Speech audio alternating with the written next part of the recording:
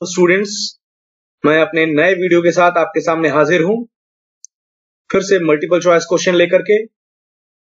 इसके बाद मेरा नेक्स्ट वीडियो डिस्क्रिप्टिव होगा। ये मेरा लास्ट वीडियो है मल्टीपल चॉइस क्वेश्चन में। इसके बाद मैं कुछ डिस्क्रिप्टिव बनाऊंगा, उसके बाद फिर से मैं मल्टीपल चॉइस क्वेश्चन बनाऊंगा। वीडियो स्टार्ट करने से पहले एक बार मैं आपसे आग्रह करता हूं कि अभी भी अगर मेरे चैनल को आपने सब्सक्राइब नहीं किया है तो प्लीज सब्सक्राइब करें, बेल आइकन को प्रेस करें जिससे कि नोटिफिकेशन मिले जब भी मैं अपने वीडियो को अपलोड करूं। आइए स्टार्ट करते हैं आज का video. First question is which is the critical processing component in any computer. So here four option is given and C is the right answer, memory devices. Now question number 2, which is the main memory of computer? So here internal hard drive is the main memory of computer. So C is the right answer for question number 2. Now question number 3, what is the name of the circuit board that contained within the processor of computer? It is called central processing unit, CPU, जिसे आप जानते हैं students. So here B is the right answer for question number 3. Now question number 4. Which component of computer connects the processor to the other hardware? Which components? So here motherboard. Motherboard is very important component of computer, student, that connects the processor to the other hardware. So A is the right answer for question number 4. Now question number 5. Which is referred to the brain of computer? मतलब हम किसे brain of computer कहते हैं? तो here processor is referred to the brain of computer. A is the right answer for question number 5. Now question number 6. How many parts are consist in a computer for information processing cycle? How many parts? So here 4 parts. 4 parts होते हैं student consist करता है computer में। Descriptive वे में मैं आगे आपको discuss करूंगा। तो यहाँ आपको इस तरह के क्वेश्चन एग्जामिनेशन में हो सकते हैं। तो here D 4 parts is right answer for question number 6. Now question number 7. Which among the following if absent a computer is not complete? इनमें से कौन सा अगर नहीं होता है तो कंप्यूटर कंप्लीट नहीं होगा? Student, mouse, DVD, projector.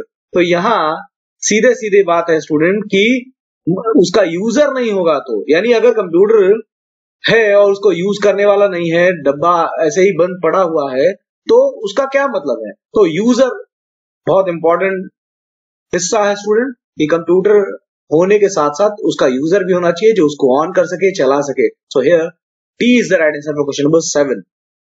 थोड़ा ट्रिकी टाइप का क्वेश्चन है स्टूडेंट, लेकिन इसका आंसर डी है। Now question number 8, what is the meaning of data? Data का मतलब क्या है स्टूडेंट? तो डाटा मीन्स रॉ मटेरियल। जैसे जनरली अगर इस तरह के क्वेश्चन मैं जो बता रहा हूं, प्रिपेयर कर रहा हूं स्टूडेंट्स, जरूरी नहीं कि हूबहू ये क्वेश्चन है, लेकिन इससे रिलेटेड क्वेश्चन आएंगे और 100% आएंगे, इसमें मैं श्योर हूं। तो यहाँ डाटा का मतलब रॉ मटेरियल। तो यहाँ रॉ मटेरियल तो नहीं लिखा है, लेकिन सी में pieces of information, piece of information, यानी टुकड़े, माने सूचनाओं का टुकड़ा, यानी उन्हीं पीसेस ऑफ, यानी नंबर ऑफ डाटा को जब मिला के अरेंज करते हैं हम लोग एक ऑर्डर मैनर में, तो वो इंफॉर्मेशन बन जाता है। तो यहाँ C is the right answer for question number 8। Now question number 9, what is the name of program that control the computer system? उस प्रोग्राम का नाम क्या है जो कंप्यूटर सिस्टम को कंट्रोल करता है? तो software. C is the right answer. हम लोग जो है हार्डवेयर, कीबोर्ड, माउस, ठीक है, इंपॉर्टेंट पार्ट है, लेकिन कंप्यूटर को कंट्रोल करने के लिए ऑपरेटिंग सिस्टम की आवश्यकता होती है, और वो सॉफ्टवेयर है। ऑपरेटिंग सिस्टम क्या है? सॉफ्टवेयर है, ये सिस्टम सॉफ्टवेयर है। तो C is the right answer for question number 9। Now question number 10, physical component of computer called hardware. Hardware की डेफिनेशन क्या है स्टूडेंट? तो physical components of computer is called hardware. तो ये B is the right answer for question number 10। Now question number 11, what is the name of interaction between touch screen and finger used in smartphone? मतलब क्या नाम से पुकारते हैं? तो post वेम्प नाम से हम पुकारते हैं स्टूडेंट। तो B is the right answer for question number 11। Now question number 12, which among the following allows the user to interact computer? कौन सा इनमें से जो है अलाउ करता है यूजर को इंटरेक्ट करने के लिए? तो command line interface, graphical user interface, both A and B और नन ऑफ दीज। तो स्टूडेंट दोनों ही, command line interface and graphical user interface, ये दोनों ही अलाउ करता है यूजर को इंटरेक्ट करने के लिए कंप्यूटर से। तो C is the right answer for question number 12। Now question number 13. How many types of user interface consist in a computer? देखो स्टूडेंट, ये पिछला 12 क्वेश्चन नंबर 12 जो है उसी से रिलेटेड है। तो command line interface and graphical user interface, ये कितने हैं? 2 हैं। तो 2 इंटरफेसेस, यानी it means B is the right answer for question number 13। यानी दोनों तरह से क्वेश्चन आ सकते हैं स्टूडेंट, इसलिए मैंने 12 एंड 13 पे एक ही तरह के क्वेश्चन रखे हैं, लेकिन दोनों के जवाब अलग है, क्वेश्चन थोड़ा सा अलग है। Now question number 14. From where a user communicates with the operating system in a computer. तो इंटरफेस के थ्रू, स्टूडेंट इंटरफेस के थ्रू वो कम्युनिकेट होता है। तो यहां A interface is the right answer. Now question number 15. What is the name of non-volatile chip that stores the date time system configuration? तो CMOS, complementary metal oxide semiconductor, CMOS का full form होता है student, ध्यान रखेंगे आप कि complementary metal oxide semiconductor full form भी पूछा जा सकता है। तो CMOS बैटरी कहलाती है। तो B is the right answer for question number 15। Now question number 16. ROM contains some coding known as BIOS. ROM read only memory, कुछ कोडिंग्स को होल्ड करता है। इट मींस कि जब आप बूटिंग करते हैं, यानी मशीन को ऑन करते हो, तो उस समय बूटिंग होती है स्टूडेंट, और वो कुछ सॉफ्टवेयर जो है, सिस्टम सॉफ्टवेयर जो ROM में मौजूद होते हैं, वो भी एग्जीक्यूट होते हैं। हार्डवेयर चेकिंग और सब हम चीजें चलती हैं बूटिंग के दौरान। तो वहां जो कोटिंग्स होल्ड करता है, that is called BIOS, basic input output system, ये भी एग्जीक्यूट होता है स्टूडेंट। तो D is the right answer for question number 16। Now question number 17. What is the common measurement of unit of a computer memory? Common measurement unit कौन सी है? तो आप सब जानते हो, बीट, बाइट, किलोबाइट, गीगाबाइट, लेकिन कॉमन क्या है? तो सबसे कॉमन बाइट है, bite. D is the right answer. Now question number 18. What is the name of component that used to both read and write data? मतलब वो कौन सा कंपोनेंट है जिसको रीड एंड राइट दोनों के लिए? तो रैम, रैंडम एक्सेस मेमोरी है। रैम तो रीड ओनली मेमोरी होता है, हार्ड ड्राइव भी नहीं, फ्लैश ड्राइव भी नहीं, RAM random access memory student. RAM is the memory which is used at the time of processing, ये मैंने आप लोगों को बताया भी है। तो B is the right answer for question number 18। Now question number 19. How many important type of memory are present in computer? कितने प्रकार की इंपॉर्टेंट मेमोरी? तो रैम एंड रोम, मतलब 2 मेमोरी है जनरली। ऐसे इंटरनल अगर आप प्राइमरी मेमोरी की बात करें, और जनरल अगर मेमोरी की बात करते हैं स्टूडेंट, तो magnetic primary memory and secondary memory. तो यहाँ दोनों तरह के क्वेश्चन हो सकते हैं। तो 2 is the right answer. So B option is right. It means कि कितने प्रकार की मेमोरी? 2 प्रकार की मेमोरी। कौन सी? Primary and secondary. अगर प्राइमरी मेमोरी में कितने प्रकार की मेमोरी? 2 मेमोरी। कौन सी? रैम एंड रोम, तो भी 2। उसके बाद अगर सेकेंडरी मेमोरी की बात करें स्टूडेंट्स, तो कितने प्रकार की मेमोरी? तो 2, magnetic tape and magnetic disk, तो भी 2। तो यहाँ 2 इज द राइट आंसर। तो अलग अलग आपके एसएस में क्वेश्चन अगर पूछे जा रहे हैं, लेकिन आंसर सेम होगा, B is the right answer. Now question number 20. What is the meaning of term processing? Processing का मतलब क्या होता है? प्रोसेसिंग का मतलब होता है converting raw data into desire information. देखो बेटा, अभी मैंने आप लोगों को बताया था डाटा मींस क्या? Raw material, raw data. तो यहाँ देखो प्रोसेसिंग का मतलब क्या है?